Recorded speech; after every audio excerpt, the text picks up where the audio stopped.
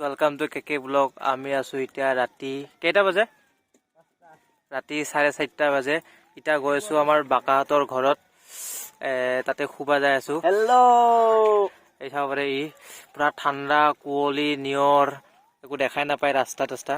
এতিয়া আমাৰ মাতি আছে আৰু ইপানে খেলে মাতি আছে হুৱা হুৱাকে, কৈ আছে আহ খাম বুলিকে। আৰু ৰাতিপুৱা যাম আৰু ঘৰত বিয়া চিয়া মাৰিলো। এতিয়া সিহঁতে মুতি আছে, এই দেখাই নাপায়, আৰু ৰাস্তাটো দেখাই আছো। চাব পাৰে পুৰা কুঁৱলী পৰি আছে, একো দেখাই নাপায়। এই ঠাণ্ডাই গৈ আছো গাইছ আপোনালোকৰ কাৰণে। আমাৰ বেক চাইডে আছে অৰ্ণহঁতে, মানে বাকাহঁতে, মোকতো দেখাই নাপায়।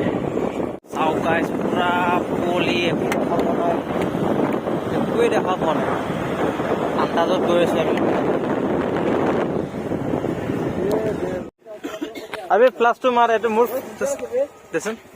দুডাল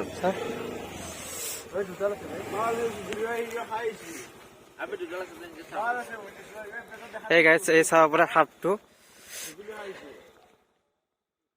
এই ধৰচোন এইটো, এই চাওক এই দেখাই নাপায়। এই গাড়ীটো ওচৰত আন না,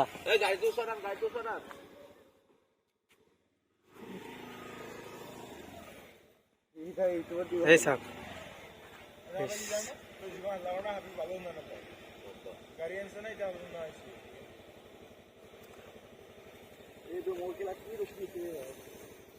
এই কি মোটা বি ধৰো নাকি?